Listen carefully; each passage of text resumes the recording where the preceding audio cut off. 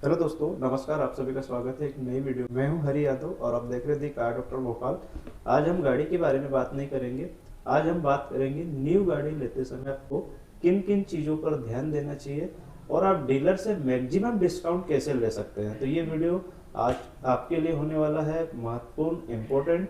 तो बने रहिएगा वीडियो के अंत तक। सबसे पहले हम नई कार खरीदने से पहले अपना बजट तो डिसाइड करते ही है, लेकिन डीलर से कैसे डिस्काउंट लेंगे तो हम उसी के बारे में आज बात कर रहे हैं। तो कुछ पॉइंट्स है, हम उस पर बात करेंगे। सबसे पहले सही समय पर गाड़ी खरीदे। अब सही समय कौन सा हो सकता है? तो या तो फेस्टिवल टाइम में आप गाड़ी खरीदे, या फिर ईयर एंड में यदि आप गाड़ी परचेस करते हैं तो जो फंसी हुई गाड़ी होती है जिन पे अधिक डिस्काउंट होता है, और डीलर भी उन गाड़ियों को निकालना चाहते हैं क्योंकि अपडेट वेरिएंट भी आ चुके होते हैं। तो डीलर क्या करता है कि जो गाड़ियां हैं उनको निकालने के लिए मैक्सिमम डिस्काउंट वहां पर भी आपको दे सकते हैं। सबसे अच्छा मंथ की बात करूं तो नवंबर दिसंबर होता है, क्योंकि उस टाइम पे कुछ फंसी हुई गाड़ी होती है जिन पे मैक्सिमम डिस्काउंट आपको वैसे डीलरशिप द्वारा दिया जाता है। वारंटी और इंश्योरेंस, ये चीज़ें जो एड ऑन होती है आप देखेंगे तो जो डिस्काउंट है इंश्योरेंस में काफ़ी ज़्यादा वैसे प्राइस पे लगा के रखते हैं डीलर, जैसे 50,000 60,000। हालांकि उसमें भी अलग अलग होता है, जैसे कि गोल्ड हो गया, प्लेटिनम हो गया और सिल्वर हो गया। इस टाइप से इंश्योरेंस भी होता है, लेकिन आपको पॉलिसी कम की मिलती है। यदि आप देखेंगे तो वहाँ पर आपको अच्छा खासा डिस्काउंट मिल सकता है यदि आप डीलर से बार्गेनिंग करते हैं इंश्योरेंस के ऊपर। जो इंश्योरेंस है वो आपको 30,000 में भी मिल सकता है, जिसमें आपको सारी चीज़ें कवर हो सकती है। यदि डीलर मना करते हैं तो आप बाहर से भी ले सकते हैं इंश्योरेंस। मतलब ये है कि आप डीलर से ही लो, ताकि आपको बाहर से कुछ प्रॉब्लम आती है इंश्योरेंस में तो उसमें डीलरशिप सपोर्ट करती है। डीलरशिप आप गाड़ी ला के खड़ी कर देंगे। इंश्योरेंस में क्या की चीज़ें इंपॉर्टेंट होती है? आपको केसलेस लेना चाहिए, जीरो डेप्थ होना चाहिए, रिटर्न टू इनवॉइस आपको मिल जाए, टायर कवर मिल जाए, इंजन कवर मिल जाए, की कवर मिल जाए और पर्सनल ब्लूइंग। इन चीज़ों को आपको इंश्योरेंस में कवर करवाना चाहिए। और मैक्सिमम देखेंगे तो आप अंडर 10 लाख की जो गाड़ियाँ है ये 32 से 33,000 रुपये में आप इसका कवर कर सकते हैं, लेकिन अब 10 लाख में है तो भी आपको 35 से 40,000 रुपये में अच्छा खासा मिल सकता है। तो यहाँ पर आप भी बार्गेनिंग कर सकते हैं इंश्योरेंस में भी, वहाँ पर भी आपको अच्छा बेनिफिट मिल सकता है। जब आप गाड़ी लेने जाते हैं तो 20-25,000 रुपये का आप डिस्काउंट ले सकते हैं डीलर से। और क्या, जो तीसरा पॉइंट है, आप अधिक डीलर पर विजिट करें। अब उससे होगा क्या? आपने 4 जगह से कोटेशन लिया और उसके बाद में आप देखेंगे तो कौन डीलर आरटीओ पे कितना पैसे ले रहे हैं, इंश्योरेंस पे कितना पैसे ले रहे हैं ज़्यादा आपसे, और क्या क्या एसेसरीज दे रहे हैं। साथ में 4-5 जगह से आप कोटेशन लेते हैं तो उसमें आप डीलर से बार्गेनिंग भी कर सकते हैं, ताकि डीलर भी क्या होता है कि उनको भी अपना टारगेट होता है, डीलर का भी टारगेट होता है, सेल्स का भी टारगेट होता है। तो वहाँ पर कुछ ना कुछ वो करके 5-10 हज़ार रुपये की आपको छूट दे सकते हैं। इंश्योरेंस में हो गया। उसके बाद में आप 4-5 जगह डीलरशिप पे विजिट करके कोटेशन लेके वहाँ पर आप छूट ले सकते हैं। साथ में एक्स्ट्रा बार्गेनिंग करके, बार्गेनिंग यदि आप करते हैं डीलर से तो कहीं ना कहीं आपको उसमें भी आपको कुछ फ्री की एसेसरीज दे दे, आपको कुछ वारंटी दे दे, तो वहाँ पर भी आपको अच्छा खासा बेनिफिट मिल सकता है। तो डिस्काउंट्स के बारे में जाने कि अभी क्या ऑफर चल रहा है, कंपनी आपको क्या डिस्काउंट दे रही है, साथ में आप देख सकते हैं। ऑनलाइन भी आपको सारी कंपनी वैसे अपडेट करती है। जो भी डिस्काउंट आता है तो वैसे साइट पे ऑलरेडी अवेलेबल हो जाता है। और कुछ डीलर होते हैं जो आपको 1.5 लाख का डिस्काउंट है, लेकिन वो 10,000 का डिस्काउंट छिपा लेते हैं उसमें से या बचा लेते हैं। तो आप 10-20 हज़ार रुपये आप देखेंगे तो डिफरेंस मिल ही जाएगा, तो आप वहाँ पर भी कर सकते हैं। यदि एक्सचेंज में गाड़ी है, आपके पास में ओल्ड गाड़ी है, तो आप वहाँ पर एक्सचेंज बोनस भी ले सकते हैं। जैसे आप मान लो एक ओल्ड गाड़ी है, उसको सेल करके दूसरी गाड़ी लेना चाहते हैं, न्यू गाड़ी लेना चाह रहे हैं अपने फैमिली के लिए, तो आप क्या करेंगे, डीलर पे जाके आप बोलेंगे कि हमारे पास एक्सचेंज में भी गाड़ी है, तो वो आपको एक्सचेंज बोनस के रूप में 20,000 रुपये से लेकर 50,000 तक अलग अलग डिस्काउंट आपको ऑलरेडी मिल जाएगा। जैसे सपोज के लिए आपके पास में कोई गाड़ी है जिसकी कीमत आ रही है, मार्केट में भी आप सेल करना चाह रहे हैं या किसी और को देना चाह रहे हैं, तो आपको 1.5 लाख रुपए दे रहे हैं। लेकिन यदि आप डीलर से लेंगे तो डीलर 1.5 लाख आपकी कीमत प्लस 40,000 रुपये आपका एक्सचेंज बोनस, इस प्रकार से 1,90,000 रुपये हो गए। तो 40,000 रुपये आप एक्स्ट्रा डिस्काउंट ले सकते हैं। और क्या कर सकते हैं, यदि आप किसी कंपनी में जॉब करते हैं या आप गवर्नमेंट सेक्टर में हैं, तो हर कंपनी का कॉरपोरेट डिस्काउंट अलग अलग होता है, जिसमें आपको 5 से 10 हज़ार रुपए तक की एक्स्ट्रा छूट मिल सकती है। जैसे कि आप गवर्नमेंट जॉब में तो वहां पर भी आप कॉरपोरेट का बेनिफिट ले सकते हैं, लेकिन होती कुछ कंपनियां होती है वहां पर भी आपको वो डीलर से टाइजअप होती है या कंपनी में एम्प्लॉय काम करते हैं, उन पे भी आपको अच्छी खासी छूट मिल जाती है।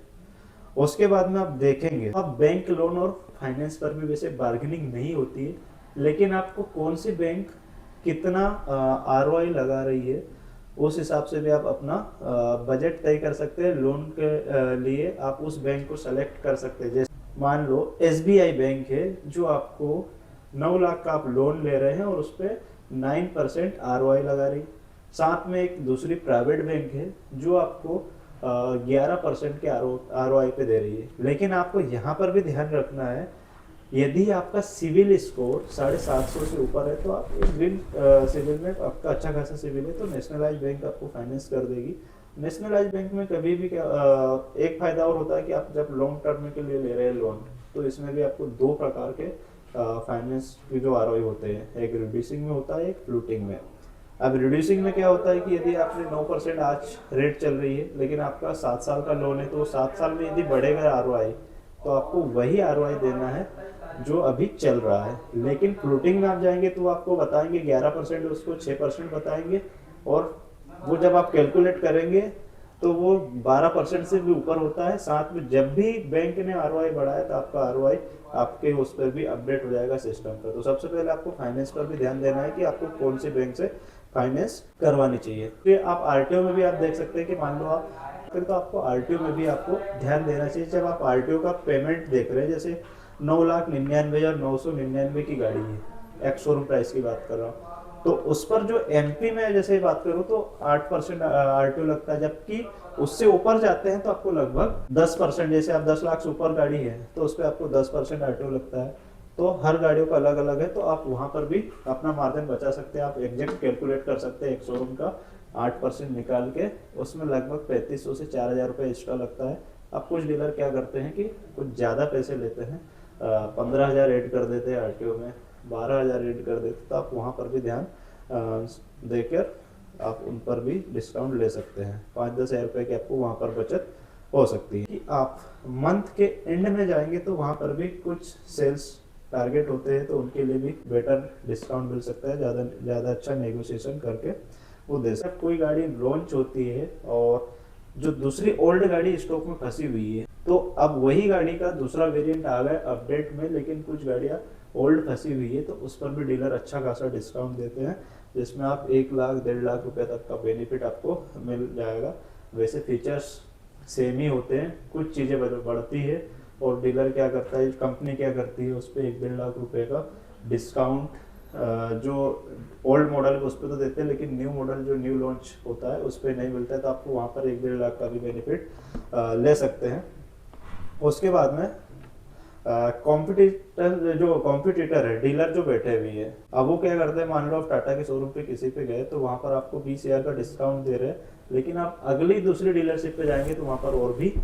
और कॉम्पिटिटर का मतलब ये नहीं कि डीलर से ही कॉम्पिटिटर है आपका, कॉम्पिटिटर उन गाड़ियों का है जो आप उसी सिमिलर गाड़ी को देख रहे हैं। जैसे आप मारुति की कोई सी गाड़ी ले रहे हैं, मारुति की ब्रेजा हो गई और टाटा की नेक्सॉन हो गई और किया सेल्टोस हो गई, किया सोनेट हो गई, तो ये गाड़ियाँ क्या है,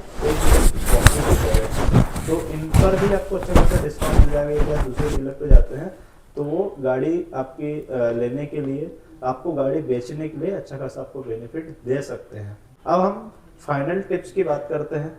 ये हमने 7-8 पॉइंट्स बात की, जिसमें आप अच्छे बेस्ट नेगोशिएशन, दूसरा आप डीलरशिप, 3-4 डीलरशिप से कोटेशन ले, एक्सचेंज का बेनिफिट ले सकते हैं चौथा, पांचवा आप ईयर एंड या फेस्टिवल सीजन में गाड़ी लेते हैं तो आप वहाँ पर अच्छा खासा बेनिफिट मिल जाएगा। छठवा मैंने आपको बताया कि आपके पास में एक्सचेंज की कोई गाड़ी है और आप बेचना चाहते हैं और नई गाड़ी लेते हैं, तो वहाँ पर आपको एक्सचेंज बोनस का फायदा मिल जाएगा, तो आप कॉर्पोरेट डिस्काउंट ले सकते हैं। आठवां मैंने आपको बताया कि आप फाइनेंस में भी बार्गेनिंग करके कौन सी बैंक आपको क्या आरओआई दे रही है, इन चीज़ों को आप ध्यान देके गाड़ी परचेस करते हैं तो आपको, तो हम टाइम सेलेक्ट करना चाहिए कि हमको किस समय गाड़ी परचेस करनी चाहिए। कम से कम 3-4 डीलर पे ऑफर भी चेक करना चाहिए, कोटेशन लेना चाहिए आपको, इंश्योरेंस और फाइनेंस इन पर ध्यान देना चाहिए। उसके बाद में एक्सचेंज, कॉर्पोरेट, ये सारी चीजें आपको मैंने वैसे बता। तो इन चीजों पे यदि ध्यान देके आप यदि गाड़ी बुक करते हैं, ये बुक करने से पहले का टिप्स बता रहा हूँ। ऐसा नहीं कि आप मान लो आपको गाड़ी की जरूरत किसी और की थी और परचेस करने आप डिस्काउंट में बह गए कि हाँ इतना डिस्काउंट है, लेकिन डिस्काउंट किन चीजों का था, जिन पे आपको आरटीओ पे डिस्काउंट, आरटीओ पे प्राइस बढ़ा के दी, इंश्योरेंस पे प्राइस बढ़ा के दी, और कंपनी का डिस्काउंट तो दिए ही नहीं। 9वां पॉइंट में आपको एक जोड़ना चाहूंगा कि इसमें एक लॉजिस्टिक या हैंडलिंग चार्ज जिसको बोलते हैं, कुछ डीलर वो लगा के रखते हैं, लेकिन यदि आप नेगोशिएशन करते हैं तो 5-6 हज़ार, 7 हज़ार, 8 हज़ार रुपये वो भी छोड़ देते हैं। लेकिन आप इतना भी नेगोशिएशन मत कीजिएगा कि आपका जो इंश्योरेंस है वो सारी चीजें लैप्स हो जाए जो आप इंश्योरेंस डीलरशिप से लेना चाह रहे हैं।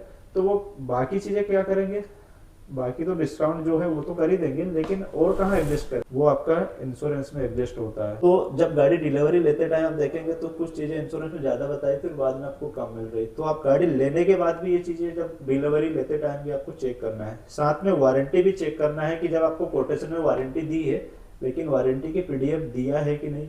यदि आपने वारंटी परचेस की है तो वारंटी कितने की थी आप साइट पे जाके देख सकते हैं।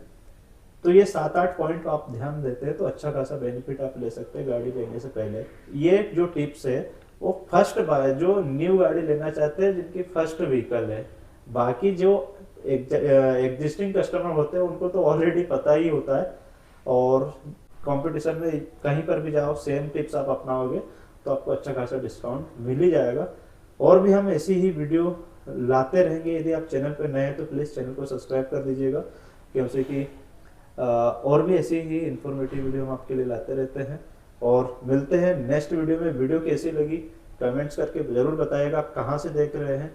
किसी भी प्रकार की आपको जानकारी चाहिए तो कमेंट्स करके बताइएगा, हम आपको रिप्लाई करेंगे, जल्दी से जल्दी रिप्लाई करने की कोशिश करेंगे। वीडियो कैसी लगी कमेंट्स करके जरूर बताइएगा। मिलते हैं नेक्स्ट वीडियो में, अब तक के लिए नमस्कार, जय सिया राम।